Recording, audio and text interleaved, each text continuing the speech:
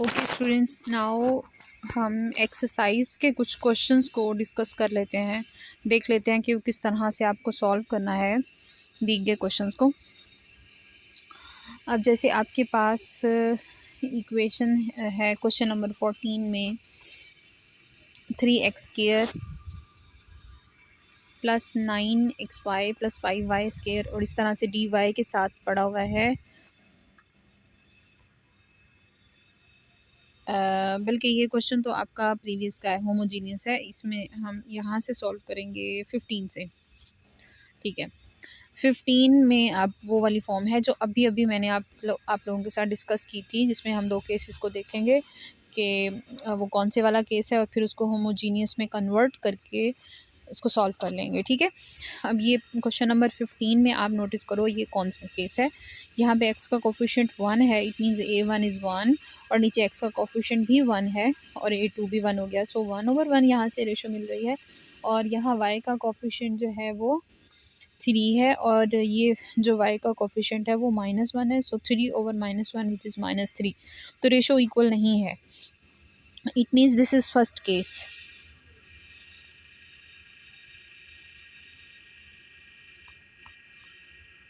अच्छा, इसका मतलब है ये हमारा पहला केस है। ठीक है, तो अगर ये पहला केस है तो इसमें फिर स्मॉल x को x प्लस एच लिखा है और स्मॉल y को y प्लस के अगर हम लिखें तो यहाँ से फिर D x capital D x हो जाएगा और जो डी वाई है वो डी कैपिटल वाई हो जाएगा। दस इक्वेशन ए बिकम्स, अब आपने जब रिप्लेसमेंट की तो उसकी इक्वेशन की फॉर्म जो है वो कुछ इस तरह से हो जाती है, बिकॉज यहाँ x की जगह पे कैपिटल x प्लस एच भी आएगा और यहाँ 3 इंटू वाई प्लस के भी आएगा। सो 3y प्लस 3k हो जाएगा। ये पुटिंग कर दी, ये उसको सॉल्व किया, सेपरेट किया, और अब हमने करना क्या है, h+3k -5 को और h-k प्लस -1 को, इन दोनों टर्म्स को यहाँ से ज़ीरो करना है। लेकिन देखना है कि ये किन वैल्यूज़ के लिए ज़ीरो होती हैं। ये मैंने 2 इक्वेशंस बना ली इक्वल टू ज़ीरो करके, और यहाँ से जब इन 2 इक्वेशंस को हम सॉल्व करते हैं तो h की वैल्यू -2 और y जो k की वैल्यू है वो -1, किस तरह से, अगर मैं इन दोनों को सब्ट्रैक्ट कर दूँ, h से कैंसिल हो जाएगा और 3k ये माइनस माइनस प्लस k हो जाएगा और 4k इज़ इक्वल टू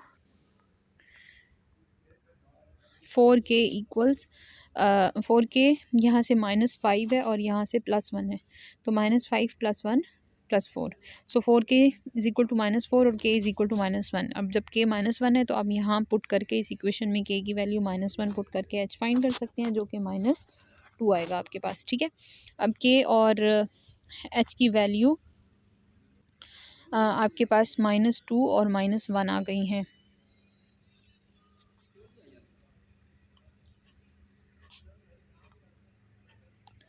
ठीक है, अब ये जो इक्वेशन है, अगर ये दोनों टर्म ज़ीरो हो गई तो अब आप रह जाओगे dy/dx is equal to x + 3y over x - y में।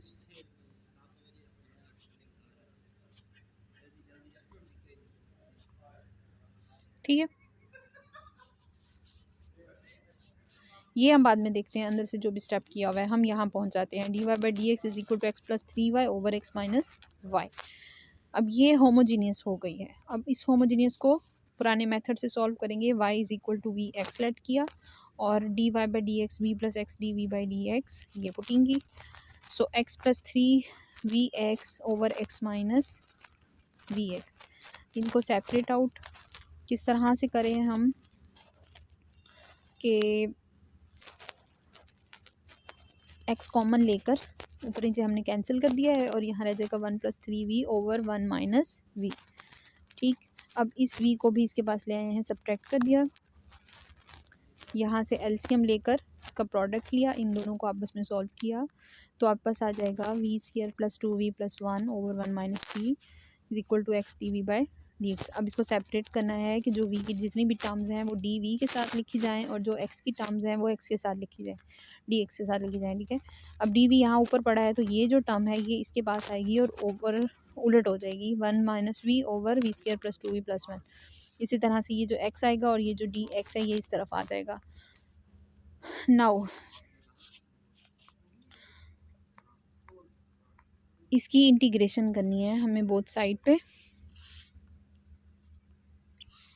अब नीचे आप नोटिस करें कि ये स्क्वायर ओपन था, 1 + v का होल का स्क्वायर ओपन था, तो इसको क्लोज कर दिया गया है। नेक्स्ट स्टेप में 1 - v ओवर 1 + v होल का स्क्वायर dv। अब 1 - v over 1 + v whole square जो है, इस टर्म को हम सेपरेटली पहले पार्शियल फ्रैक्शन के थ्रू सॉल्व करेंगे, सेपरेट आउट करेंगे और फिर हम इसकी इंटीग्रेशन ले सकते हैं। तो आप जानते हैं जैसे ओवर में आपके पास अगर एक लीनियर फैक्टर की पावर, होल पावर इन्वॉल्व हो, तो जितनी वो पावर होती है उतनी दफ़ा आपको उसको लिखना होता है उतने कांस्टेंट्स के साथ। जैसे ये होल पावर 2 है ना, तो अब मैं एक कांस्टेंट a के साथ इसकी पहली पावर लिखूंगी और b के साथ फिर इसकी दूसरी पावर लिखूंगी। ये आपका पार्शियल फ्रैक्शन का बहुत पुराना रूल है। फिर नीचे जो 1 + v होल का स्क्वायर है, इससे हमने थ्रू आउट मल्टी किया, तो यहाँ 1 - v बचा, a के पास v + 1 और b के पास से वो पूरा का पूरा कैंसिल, सिर्फ b रह गया। ठीक है, अब जो इक्वेशन को हम सॉल्व करें, जैसे कि आप तरीका जानते हो कि हम v + 1 को इक्वल टू 0 करके v की वैल्यू -1 को इस पूरी इक्वेशन में पुट कर देंगे, तो b की वैल्यू आ जाएगी। और जब हम b की वैल्यू फाइंड आउट कर लेंगे, उसके बाद बाय कंपैरिजन हम a की वैल्यू निकालेंगे। ये जो काम है ये यहाँ पे किया है, यहाँ से इस तरफ आ गया है सोल्यूशन। b = 2 आ गया। To find the value of a we have to solve 1, therefore इस इक्वेशन को थोड़ा सा सॉल्व करेंगे। वहाँ से आपके पास b की वैल्यू जो है वो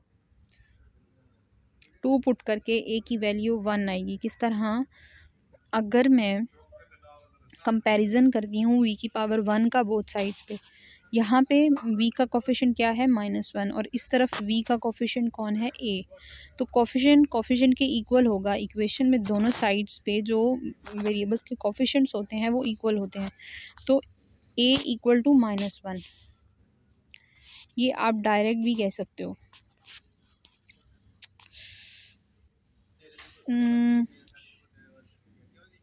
-1, a की वैल्यू -1 पुट हो गई ओवर v + 1 और b की वैल्यू 2 आई थी, 2 ओवर v + 1 होल का स्क्वायर। यहाँ पे थोड़ी सी मिस्टेक है, ये = -1 ही होगा। अब ये जो फॉर्म बन चुकी है, अब इस फॉर्म का हमें इंटीग्रेशन लेनी है, यानी कि इस स्टेप से आप यहाँ आ जाओ। ये लिखने में थोड़ा सा आगे पीछे गड़बड़ हो रही है, बाकी क्वेश्चन बिल्कुल सीधा है। अब इसकी इंटीग्रेशन देखें, -1 ओवर v + 1 है, v + 1 का डेरिवेटिव क्या होगा, v का डेरिवेटिव क्या होगा 1, जो कि ऊपर पड़ा हुआ है। तो अगर नीचे वाले फंक्शन का डेरिवेटिव ऊपर मौजूद हो तो नीचे वाले फंक्शन का नेचुरल लॉग ले लेते हैं। +2 ओवर v + 1 का होल का स्क्वायर है, तो होल का स्क्वायर है तो फिर ये जब स्क्वायर ऊपर जाएगा तो -2 पावर बनाएगा। और v + 1 का अपना डेरिवेटिव क्या है, v का डेरिवेटिव है 1, जो कि साथ पड़ा हुआ होगा। ठीक है, जब हम इस पावर को ऊपर ले जाएंगे, नेगेटिव बना देंगे, तो अंदर का डेरिवेटिव 1 होना चाहिए, जो कि साथ ही होगा। सो जब किसी फंक्शन का डेरिवेटिव उसके साथ पड़ा होता है तो उसकी पावर ऊपर नीचे इंक्रीज़ की जाती है इंटीग्रेशन में। तो -2 की पावर को जब हम +1 करेंगे तो एक -1 बनेगा और पावर भी -1 हो जाएगी, जिसको पॉजिटिव बनाने के लिए वापस हम नीचे v + 1 की फॉर्म में ले आए हैं और ऊपर जो है वो पावर -1 रहेगी। फिर चूँकि इन दोनों के पास नेगेटिव का साइन था, तो अभी इस तरफ आएँ तो x के इंटीग्रेशन नेचुरल लॉग और फिर c को भी नेचुरल लॉग में ही ले लिया जाए अपनी मर्ज़ी से। अब देखें, यहाँ ये दोनों चीज़ें माइनस में हैं, ठीक है, माइनस का साइन लिख दिया। अब जो v था वापस हमने रिप्लेस किया है y/x को। इसी तरह यहाँ पे भी v की जगह पे y/x रिप्लेस किया है। नोटिस करें ये जो x है ये एलसीएम लेगा इसके साथ, तो ये बनेगा x मंजर x + y और ये जो नीचे वाला x है ये ऊपर चले जाएगा 2 के पास। सो 2x over x + y minus natural log of x + y over x minus 2x over x + y। ठीक है, फर्दर देखो कि इन्होंने रिप्लेसमेंट कर दी है, कैपिटल X की जगह पे x - 2। अब ये -2 क्या है, ये वो h है जो आपने फाइंड किया था पीछे, तो ये x - 2 और y की जगह पे y + के ये जो प्लस के की वैल्यू -1 थी तो ये वो वाला है, ठीक है। वापस रिप्लेसमेंट और नीचे भी रिप्लेसमेंट है। इसी तरह इस क्वेश्चन के अंदर भी रिप्लेसमेंट है और राइट साइड पे भी रिप्लेसमेंट्स हैं। देखें ये क्वेश्चन जो है वो आपका इस तरह से सॉल्व हो गया। x+y-3/x-2 2 × x-2/x+y-3। अब लॉग की प्रॉपर्टी आएगी,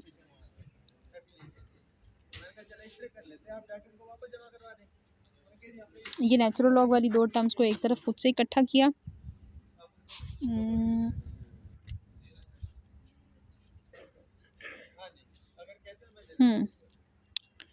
नहीं ये हमने इकट्ठा नहीं किया, बल्कि ये हमने यहाँ पे क्या काम किया है, ये ऊपर नीचे दो वैल्यूज़ थी तो नेचुरल लॉग की प्रॉपर्टी लगाई है कि वो डिवीज़न को सब्ट्रैक्शन में कन्वर्ट कर देता है।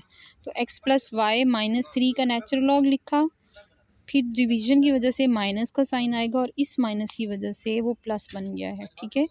सो +x-2 ये as it is natural log of x-2 plus natural log of c, ये right side as it is लिखी है, ठीक है। उसके बाद हम आते हैं यहाँ पे,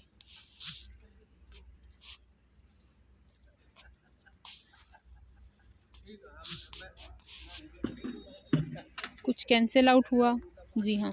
नेचुरल लॉग ऑफ x-2 और नेचुरल लॉग ऑफ x-2 ये बोथ साइड पे था, ये कैंसिल आउट हो गया, ये टर्म बच गई है और ये टर्म बच गई है विद कांस्टेंट, ठीक है। उन दो टर्म्स को इकट्ठा कर लिया है। अब आप नोटिस करें कि ये नेचुरल लॉग वाली टर्म भी c के पास आ गई है। अब दो ऐड हो रही थी तो उनका प्रोडक्ट ले लिया और इस तरफ ये।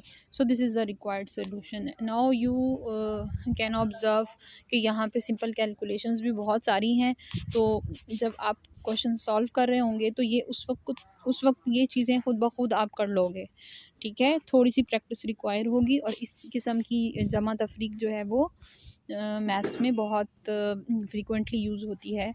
तो मैथ्स के बच्चों के लिए तो ये बहुत सीधा साधा काम होता है, लेकिन चूँकि आप इतना इनके साथ इतना ज़्यादा यूज़ टू नहीं होते हो, इसलिए आपको थोड़ा मुश्किल लग रहा होगा, लेकिन ये मुश्किल नहीं है। जब आप क्वेश्चन को खुद हाथ से सॉल्व करने बैठेंगे तो ये क्वेश्चन बिल्कुल भी मुश्किल नहीं होगा।